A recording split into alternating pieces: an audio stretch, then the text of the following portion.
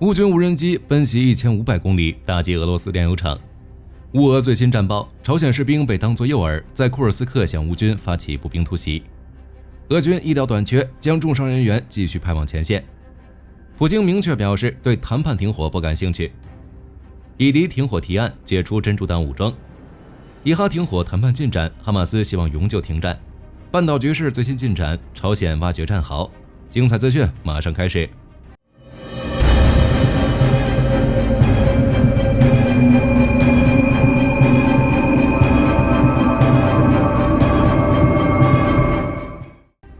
基辅独立报报道，10月31日，俄罗斯巴什科尔托斯坦共和国领导人拉迪·哈比罗夫表示，一架乌军无人机袭击了乌法市的一家炼油厂。按照哈比罗夫的说法，3架乌军无人机落在炼油厂的设施内，1架落在炼油厂本身。不过，无人机造成的损失并不大，没有人员伤亡。乌克兰并未对袭击做出评价。目前尚不清楚这架无人机袭击了哪家炼油厂。可以确定的是，该炼油厂距离乌克兰边境约1500公里。这是乌俄战争开始以来，乌克兰第2次袭击巴什科尔托斯坦的设施。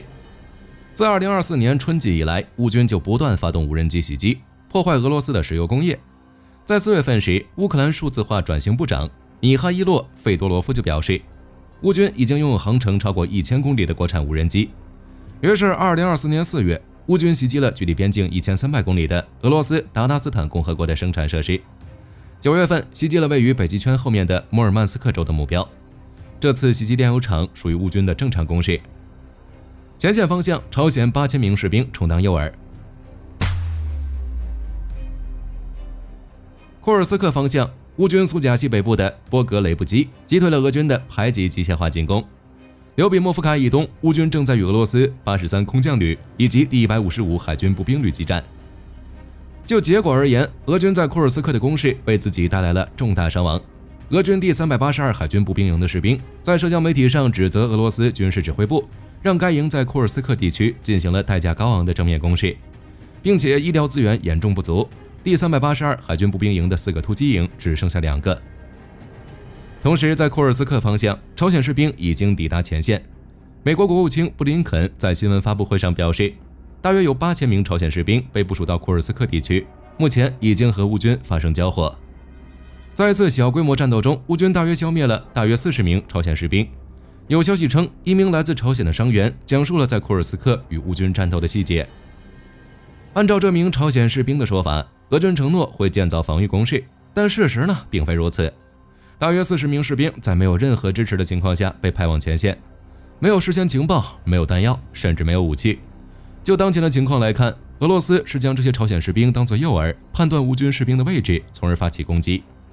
之前的乌俄前线，普京没得选，只能将俄罗斯人扔进自己制造的绞肉机中。但是很明显，俄军无法承受战争带来的人员损失，于是这些被丢入绞肉机的人变成了朝鲜士兵。哈尔科夫方向，乌军正在赫里伯克附近发起反击，并成功抵御俄军在哈尔科夫市东北部发起的有限进攻行动。不过双方均未取得有效进展。恰索夫亚尔方向，乌军在西维尔斯基、顿涅茨顿巴斯运河附近伏击俄小规模步兵群。只是由于近期的雨天，地面已经变得无法通行的泥泞，战线并未发生明显进展。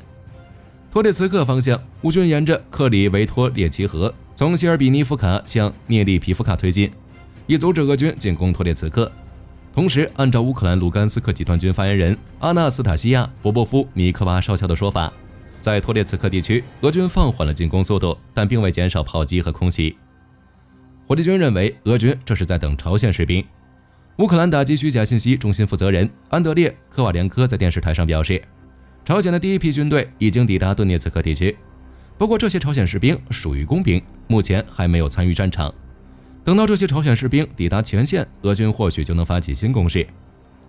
只是俄军本身就没有太多的装甲车辆，目前大多使用摩托车和全地形车对乌军发起进攻。朝鲜士兵恐怕大多为步兵突击，俄军则是在后方偷偷前进。库拉霍沃方向，乌军在波别达西南的森林地区重新夺回了阵地。俄军高强度的步兵攻势、医疗短缺以及贿赂的问题，导致俄军在该方向的问题不断扩大。有消息称，在库拉霍沃方向，俄军指挥部将重伤人员继续派往前线，并进行高强度的突击行动。比如俄军第57摩步团不仅无法为受伤士兵提供医疗救治，反而将这些士兵扣押在医疗地下室中，以救援的名义索要150万卢布，大约1.5万美元。如果能将钱交出来，那就能从地下室中出来；没钱的话，那就只能前往前线进行突击作战。虽说现在因为投诉的原因，一部分俄罗斯军事单位关闭了医疗地下室，并将剩余的伤员转移到医院，但前线方向依旧存在这样的事情，比如托列茨克方向的第109步枪团。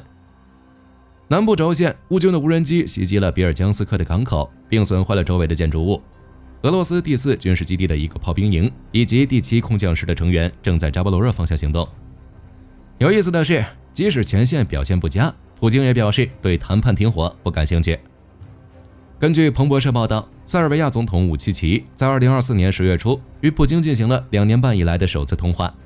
在此期间，武契奇提出乌俄停火的话题，只是普京却回应俄罗斯将实现其在乌克兰进行特别军事行动的所有目标。战争研究所对此评价，这无异于摧毁乌克兰的国家地位和政府。而且在7月5日的时候，普京在与欧尔班举行的新闻发布会上表示，拒绝任何形式的谈判停火，认为停火将使乌克兰重新集结和重新武装。不过就目前的情况来看，谈判停火反而对俄罗斯有利，可以为俄军提供休息和重组的时间。对于乌克兰而言，普京拒绝停火也算是一个好消息。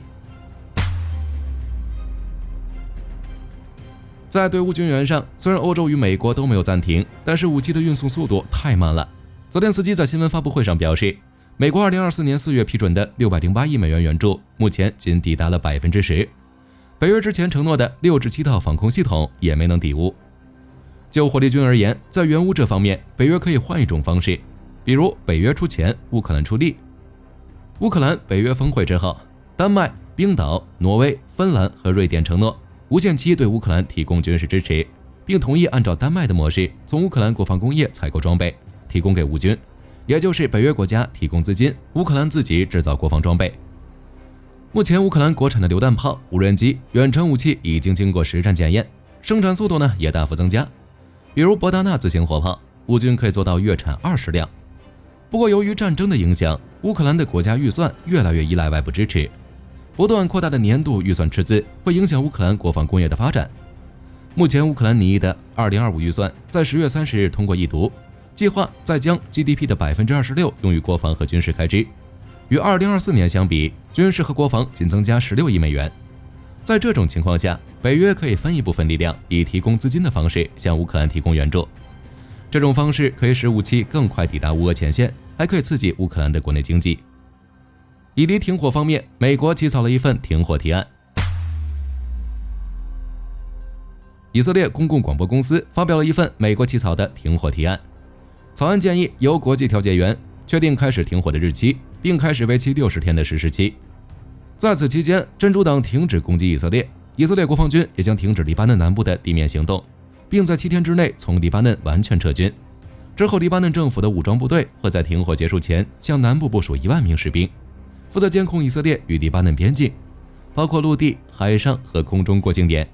拆掉所有非黎巴嫩政府的军事设施，并没收武器。说白了，就是解除真主党在黎巴嫩南部的武装，并禁止真主党在蒂塔尼河以南活动，以色列就会停止进攻。同时，根据该提案，美国、以色列和黎巴嫩还将建立一个监督和执行机制，美国负责管理这一机制，联合国以及欧洲国家也将参与进来，对违反停火的行为实施制裁。停火期结束时，该机制也将评估进展并实施永久停火。关于停火一事，以黎双方都保持积极态度，但具体能否实施还不确定。这个协议需要真主党同意，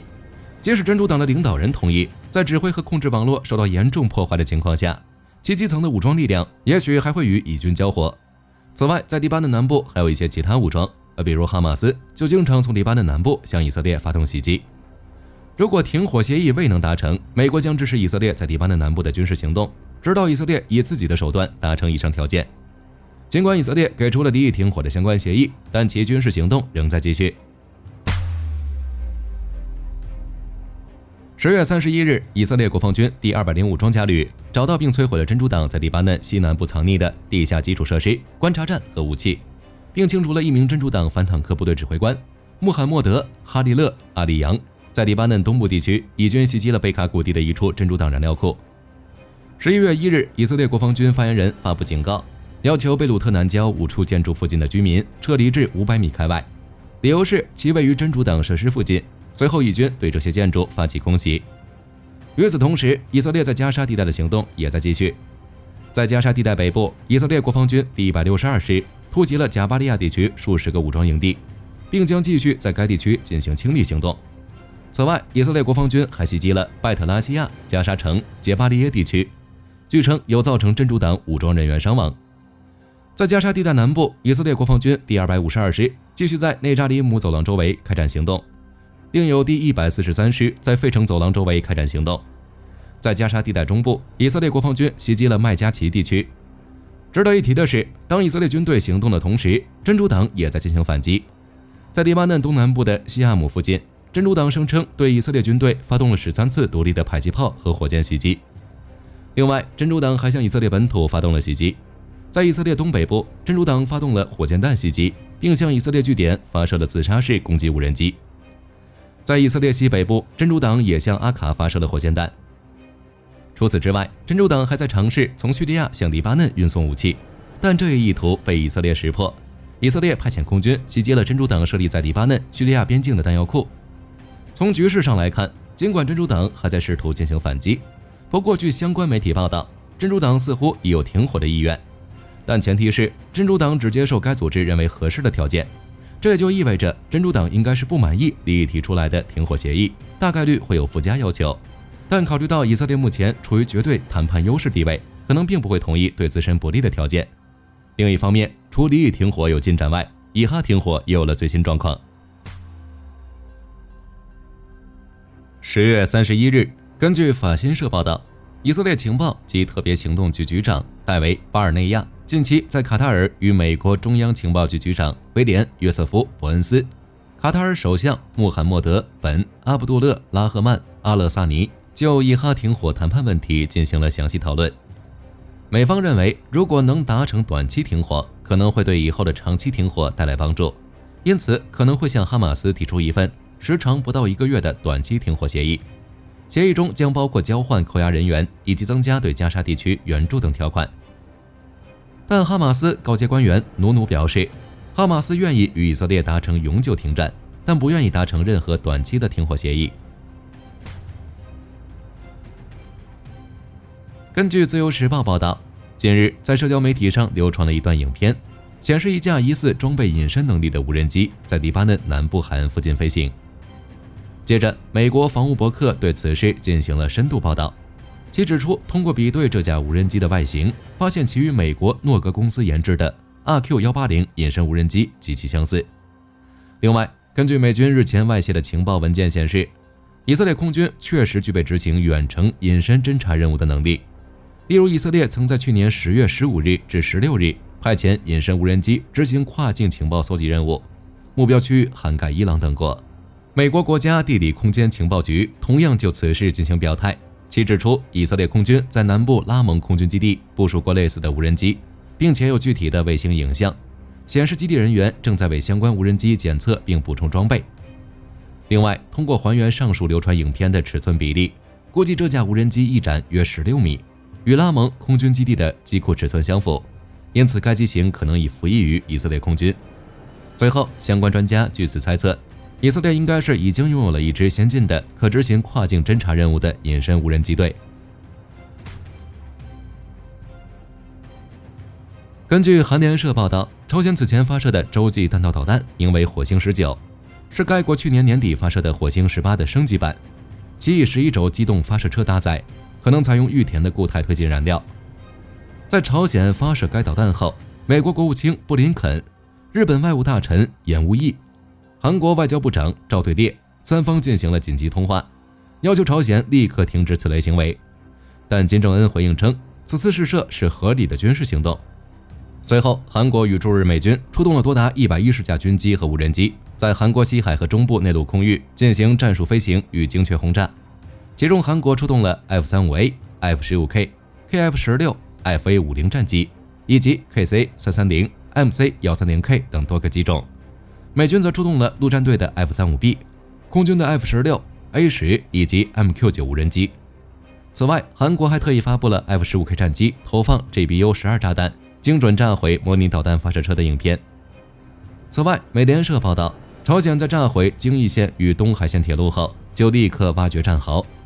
西侧的战壕位于韩国杜罗山车站以西约 1.7 公里处，东侧战壕非常靠近海岸，跨越连接韩国非军事区大门的道路。目前尚不清楚朝鲜挖掘战壕的目的，工程尚未完工。唯一可以确定的就是朝鲜这是为了冲突做准备。另一方面，根据乌克兰方面提供的信息，已确认朝鲜3名将军前往了乌俄前线，其中之一就是此前报道过的金永福，另外2名分别是朝鲜侦察总局局长李昌镐、朝鲜少将申金哲。其中李昌镐与金永福一样，经常陪同金正恩参加各种军事活动。至于申金哲，其背景信息尚未公开，但考虑到其少将身份，乌克兰方面猜测，待金永福、李昌镐离开俄罗斯后，他将是朝鲜援俄军队真正的指挥官。根据自由时报报道，希腊政府近日与洛马公司签约，采购35架黑鹰直升机，以及相关人员的培训工作、训练设备等后勤设施。预计这批黑鹰直升机交付后，希腊将成为第12个操作黑鹰直升机的欧洲国家。其不仅能够与希腊现役的 S-70B 运输直升机以及先前订购的海鹰反潜直升机共享后勤维护体系，还可与升级的 F-16V 战机、C-130运输机以及未来交付的 F-35B 战机搭配部署，提升希腊与美国各军种间的作业互通性。根据韩联社报道，韩国自行建造的第2批次岛山安昌号级潜艇的3号舰，也是该级舰的第6艘，于10月30日举行开工典礼，预计2029年建造完成。韩国的岛山安昌号级潜艇按计划总共分3批次建造，生产批次越靠后，作战性能越强。韩国海军目前有3艘同级潜艇，分别为首批的岛山安昌浩号、安武号、申彩浩号，其中申彩浩号于今年4月才进行交付。目前韩国海军还在对其进行测试，最快今年底才能正式服役。至于第2批同级舰，预计其首舰将于明年上半年下水启用，2号舰将于2026年完工，并于2028年交付海军服役。3号舰，也就是上述说的这艘，预计2029年完工并开始接受海试，并于2031年交付海军服役。与该级潜艇的首批次相比，第2批次潜艇的排水量为3600吨，舰身长89米，宽9.6米，配有10个潜射弹道导弹的垂直发射管，搭配的作战和声纳系统也进行了升级，并将安装锂电池系统，大幅延长下潜时间。根据媒体报道，德国总统弗兰克·瓦尔特·施泰因迈尔近日对希腊进行了为期3天的访问，并与希腊总统卡特里娜·萨克拉罗普卢举行会谈。在会谈期间，萨克拉罗普卢要求德国向其支付战争赔款，包括2战损失赔偿3095亿欧元、1战损失赔偿92亿欧元，以及1072亿欧元的伤亡补偿款，但德国对此表示拒绝，称其早已赔偿了损失。根据战区报道，位于英格兰西北部巴洛因弗内斯的德文郡码头大楼发生重大火灾，该大楼船厂为 BAE 系统公司最大的核潜艇工厂，内部可建造英国海军价值数十亿英镑的无畏级弹道导弹核潜艇以及机敏级核潜艇。媒体表示，火灾发生时约有200名员工正在值夜班，事后很快就被疏散，目前没有造成重大人员伤亡。不过，根据附近目击者拍摄影片显示，工厂大楼上空浓烟滚滚，当地居民也表示，除浓烟外还伴随着很大的声响。另据英国媒体《卫报》进一步报道，起火的大楼里有英国海军阿金科特号核潜艇，这是该国机敏级核潜艇的7号舰，其完工时间已被推迟至2026年，目前尚不清楚是否会因火灾受损。英国军方与救援人员正在现场对工厂起火的具体原因进行全面调查。根据战区报道，澳大利亚在近期举行的2024自主作战军演中，首次公开了大型无人水下载具鬼鲨的运作画面。鬼鲨由安杜迪尔澳大利亚分公司研发，旨在全球范围内执行多元化的海底任务。它具备模块化、多用途的能力，可根据任务需求进行调整。它最引人注目的特点在于低矮的舰桥，这种设计与传统的无人水下载具存在明显差异，能让鬼鲨的负载模块可朝不同的方向发射，具有高度的灵活性。澳大利亚官方表示，未来将部署鬼鲨执行持续性的清侦歼和打击任务，但目前为止，其尚未透露更多关于任务配置以及性能细节方面的具体信息。好了，这期视频到这儿就结束了。各位觉得这些朝鲜士兵在乌俄战场之上会发挥什么作用？可以在视频下方留言，大家一起讨论。我是火力军，下期见。